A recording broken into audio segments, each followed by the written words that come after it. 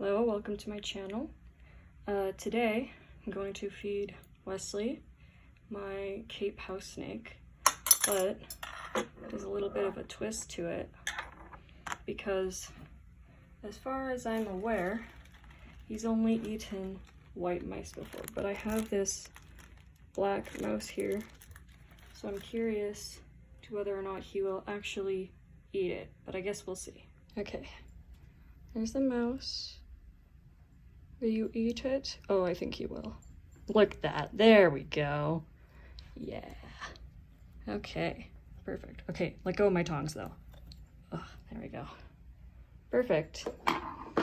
And hopefully he'll let us watch him eat. So I got this mouse from okay, I think we're good. Got this mouse from Pisces Pet Emporium in Calgary, Alberta. And quite frankly, I think they're the best pet store in Alberta. Like we have Petland and we might have a Petco, PetSmart, stuff like that, but I personally think the Petland is the best because of many reasons. For one, they have lots of exotic animals, so you're into that kind of thing. They have lots of those. They adopt out cats in their store instead of taking ones that are bred, and they know what they're talking about when it comes to animals. They won't even sell you certain animals if you don't have good care requirements for them. And I looked at their care guides and they're really good. Like most pet store care guides suck, but Pisces pet store care guides are really, really good. So that's why I think they're the best pet store in Alberta.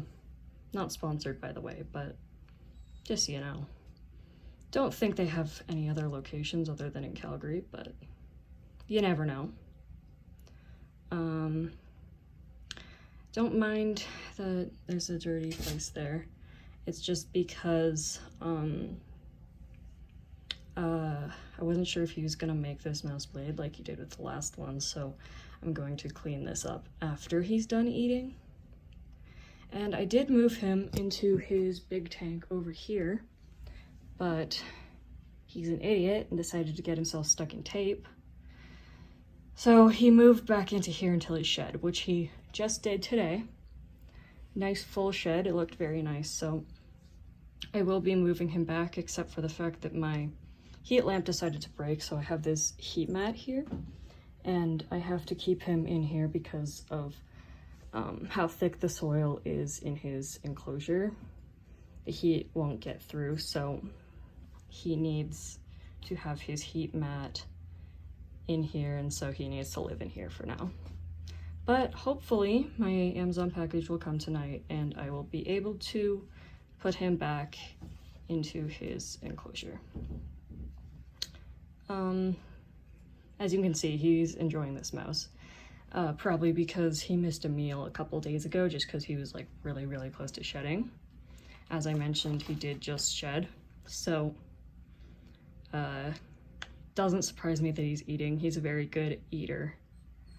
You know, I just wanted to make a video about it just in case he did something weird, and also the fact that I have nothing else to make content on.